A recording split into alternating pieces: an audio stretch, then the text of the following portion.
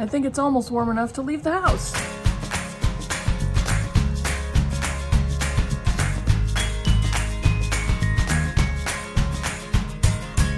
Hey Booktube, it's Kim at Middle of the Book March, and today's video is a tag. This is the What Makes a Great Author tag, and I was tagged by Heidi. I'm gonna, I don't know, toot my own horn a little bit. The original tag was created by Doris at Aldi Books, which was inspired by a video from Brian at Bookish, but Brian's video was inspired by my video about Jane Austen novels. So it all goes full circle on Booktube here, people. It all is full circle. So when Brian posted his video, we had kind of a comment conversation about Jane Austen and great authors. And I wanted to clarify with my crooked hood here. I wanted to clarify that as much as I don't love Jane Austen novels, there are a few, I still believe she's a great author. And there's a lot of reasons that go into what makes a great author. And I'll talk about my opinions during this tag. So I have my laptop over to my left. If you see me, I'm going to be reading the prompts. And I'm going to show you some books. Now, the first question is going to be quite obvious to all of you who have watched me and who have watched me from the beginning and saw when I changed my channel name. So the first prompt is a great author whose works you've read in their entirety. No surprise to anybody, it's George Eliot. And Middlemarch was the first George Eliot book I read. Well, actually, I read Silas Marner like in high school 40 some odd years ago, but Middlemarch was the first George Eliot I read as an adult. And as you are well aware, it affected me to the point where I changed my channel name because after I read it, I thought it's one of the greatest novels written in English ever. And after I read Middlemarch, my second George Eliot was Daniel Deronda, which is interesting because those are the two longest and most complex and novels that she wrote. But I absolutely love both of them. And then, let's see, 2021, I think, I did a read-along of all of the rest of George Eliot's novels.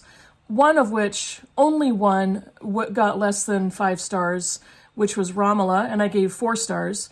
And ironically, Romola is an Eliot novel that I want to go back and reread purposefully to get a better understanding and devote a little more energy to it. It's definitely a complicated novel, so I do want to reread that one. I also read The Lifted Veil by George Eliot, which is a short story, which I also thought was very good. And Eliot does have poetry out there. I've read a little bit here and there, but haven't really dived into her poetry. But clearly, she's the author I've read all of her novels of. Prompt number 2, a great author who's a one-hit wonder. Emily Bronte, Wuthering Heights, which is one of my favorite novels of all time. It's dark, it's gothic, it's depraved, it's obsessive, it's all of that, and I absolutely love it. I love the story, I love the writing, I love the passion and the emotion that goes into this novel. So yeah, but she didn't write anything else. She didn't write any other novels. Prompt number 3, a great author who's had a flop or two.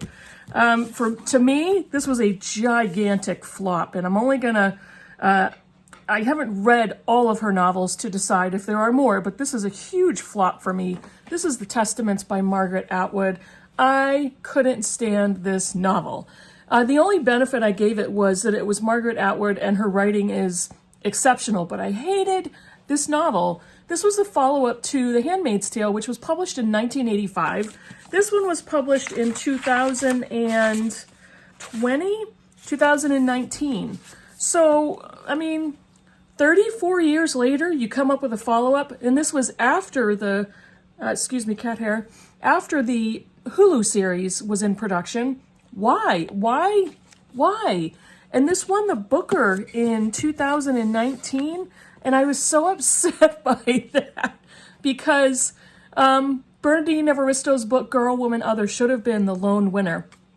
I thought this was pandering to the Hulu miniseries fans, I thought it was an unnecessary extension of The Handmaid's Tale, which is an incredible standalone novel, and I just hated it. It was just so contrived. Good word, that was what it was. Excuse me. Fourth prompt, a great author you read when you were young.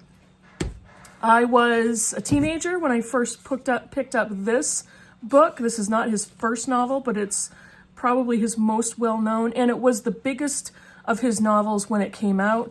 This is The World According to Garp by John Irving. John Irving, I didn't even look to see how many novels he has out there, but the movies that have been made into his novels, I think there's at least 5. And to me, he's a great author. What defines a great author? When you have all of these novels that are basically in the public eye, they are still in print, they still are discussed. There's so much to analyze, there's so much that adds to our culture from their novels. And honestly, a great author writes great books. Not all of his are great. This is my absolute favorite. This one was published in, let's see, I always look at the page for the date, but it always takes me a while. 1976. 1976? Was it really published in 1976? Apparently. Previously published as a trade paperback in 1976. I didn't realize it was that old. But John Irving won the National Book Award in 1990? 1980. Okay, I don't know if that makes sense or not. He won the National Book Award in 1980, and he's been nominated for multiple awards, so yeah. Oh, well, how old was I? I was a teenager. I think I was 17 or 18 when I first picked that book up. And that's when I was young, right? Number 5, a great author whose works are considered classics. I don't think anybody's going to argue with me about this. This author, I would say her books are modern classics, and it's Toni Morrison. This is her novel Beloved, which, let me see, won the Pulitzer in 1988. And all of her novels are prize-winning books. She won the Nobel Prize in 1993, Nobel Prize in Literature. I first read, Sula was my first Toni Morrison novel many years ago, and I fell in love with her writing. And Sula is another one of her novels, which is one of my favorites. Her first novel was The Bluest Eye, which in my opinion is one of the greatest debut novels of all time. So she wrote Beloved, and I have to agree with Brian at Bookish. This is probably one of the greatest American novels of all time. Absolutely love Toni Morrison's writing. Let's see. Number 6. Oh, I have a couple for this one. A great author with a cutting-edge novel.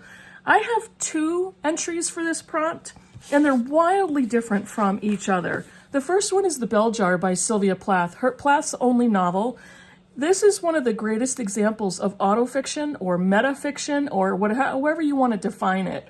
But she wrote a novel exposing her entire life, her mental illness, her hospitalizations, her childhood, suicide attempts, her internship at Mademoiselle magazine. This was written at a time where it was banned. The publishing industry didn't want to put a book out that was critical to being a wife and a mother and the domestic life, which much of this is. There's so much in here that's very transparent about mental illness and the repercussions of that, how this particular character deals with that. So at the time, this was kind of a cutting-edge novel, fantastic, and such an incredibly fictionalized account of Sylvia Plath as a real person. The other one is, let's see, the other one is a cutting-edge novel, N.K. Jemisin, The Fifth Season, which is the first in the Broken Earth trilogy. The other ones are The Stone Sky and The Obelisk Gate, however you want to pronounce that. But The Fifth Season is just one of those novels, which is a sci-fi fantasy novel. I kind of think this is a little bit of a mixture of both. But this is such a fantastic example of an author creating a world and world building and plot and using that world to drive the plot. And this trilogy, each one of these books won the Hugo Award 3 years in a row. And N.K. Jemisin, let's see, yeah, I think the last one, one of the second or the third also won Nebula Award. So, and it was interesting because N.K. Jemisin is a Black woman, and at the time she won the Hugo 3 years in a row, there was so much uproar from the sci-fi fantasy community, and it's just, it's maddening that there was, because these books are excellent and so well written, so creative, cutting edge. They all have a lot to say. They're just magnificent. So number 7, a great author whose work you consider impactful. This one was really easy, and I'm going to double up, and I'm going to mention an author I already talked about, but it's Margaret Atwood, and this particular novel is The Handmaid's Tale. This came out in 1985, and I bought it not really knowing. I bought it when it came out in 1985. I was 19 years old. Read it immediately and thought it was incredible, and then I read it another time a few years later. But this novel, since then, still speaks to us as people, and still speaks to the culture, still speaks to our attitudes about feminism and choice and women's bodies and a dystopian future. This was such an incredibly impactful, important book, still important, still unfortunately applicable to our current political state and cultural state, but it's just so well written. I've since read it probably 4 or 5 times, and it's just a fantastic book. It's a great example of almost a domestic dystopian novel, if that makes any sense. The show is not bad, but this novel, all on its own, has had one of the greatest impacts in modern literature. Margaret Atwood also won the Booker in 2000 for this book, The Blind Assassin. She's also another author that has been nominated numerous times for many, many, many different awards, and she's won many, many, many different awards. Now that I say that, does that also add to or kind of also define part of what a great author is? Do they have to be prize winners? Do they have to be multiple prize winners? No, not necessarily. I think coincidentally, the majority of the books that I pulled off my shelves are prize winners, and maybe that says something. Maybe that says something about what I personally consider a great author.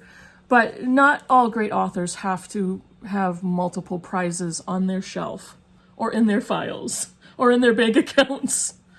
Let's see, number 8, a great author of nonfiction. This was almost too easy for me.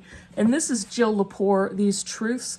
I first read this book in 2000, early on in my Booktube career. I think it was 2020, maybe part of 2020, part of 2021.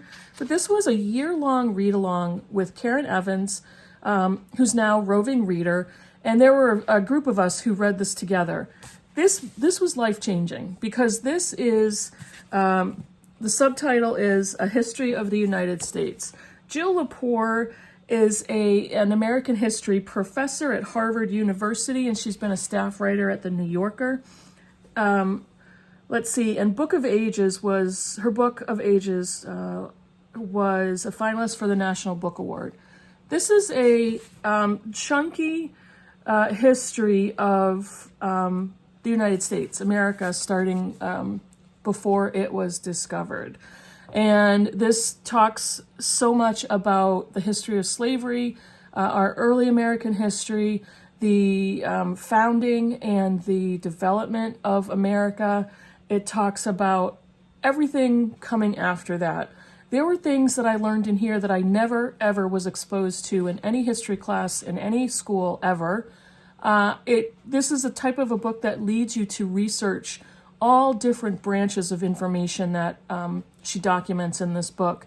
And I just think this is a history book that every American should read. And, you know, not just Americans, anybody who wants to understand American history, American cultural, sociological, and political history, this is the book. That's such an excellent book.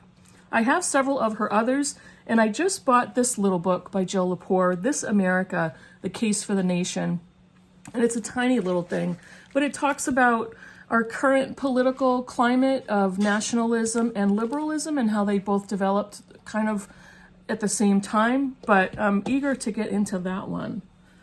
Number 9, a great author you just don't enjoy reading. I don't have any of her books anymore because I gave them all away. But the Hilary Mantel, the late Hilary Mantel, I do admit she was a great author. Her books are great. I just don't enjoy them. It took me 4 tries to read and finish Wolf Hall. I did finish it only a few years ago, and I just did not enjoy it enough to continue with the trilogy. She's written other books as well, but I just did not like it enough. It's very well written, incredibly researched, as is the entire trilogy, and I can take it from other readers who have nothing but gushing reviews of not only Wolf Hall, but the trilogy, but it's just not for me. Her style of writing, as masterful as it is, I just did not get along with. The content, the subject matter is fascinating. Thomas Cromwell, Henry VIII, I love that time in history. I just did not love her writing this series. And, she also won, she was an author that won the Booker twice. She won for Wolf Hall in 2009, and then again in 2012 for Bring Up the Bodies. So again, another author who I believe is great, who was a multiple prize winner, but I wouldn't pick up the rest of her books. Number 10, a great author you have reread or want to reread soon. Oh, this is one of my favorite books of all time. This won the Pulitzer Prize in 1986. It is Larry McMurtry's Lonesome Dove. I also read Streets of Laredo, which comes after this one. He has 2 other books, Comanche Moon and Dead Man's Walk, which are all part of a quartet. And this is the first one that I read, and you can start with Lonesome Dove. You don't have to read some of the books that are prequels to this, but came out later. I think that's how it went. But I think it would be, it would be a great idea. It would be great to read them in order, so to speak. But this was one of the most amazing reading experience that I've had. This is a Western. And I picked this book for the Critical Chicks Book Club years ago because it was a Pulitzer Prize winner. And I didn't know, my expectations were 50-50. I didn't know how the group was going to like it, but this was an almost unanimous hit for the entire group. It's just a magnificent novel, not even because it's a Western. It's a magnificent American novel. This is a novel that could be titled The Great American Novel or A Great American Novel. But it's just fantastic. And I think that's the last prompt. Yes, it is. I think I mentioned that this won the Pulitzer in 1986. I've also started reading Larry McMurtry's The Berry Bender narratives, which are pretty funny. The first book is Sin Killer. I also have some of his nonfiction, and I have a Larry McMurtry collection. I really love his writing. So this is the part where I tag people. Let me see who I want to tag. I'm going to tag Micah Cummins. If you've done these tags and I don't know that, I apologize. You don't have to do them again. I am going to tag Ketevan Reads, and I am also going to tag Erin Go Read, because I have not seen you for a while, and I hope you're still on Booktube, and I would love to hear what your answers are. Yeah, so the 3 of you are tagged. Please don't feel any pressure to do the tag, but I would love to hear, and I hope you kind of tag me so I can see your answers. Thanks for watching, and I will see you in the next video, everybody. Bye.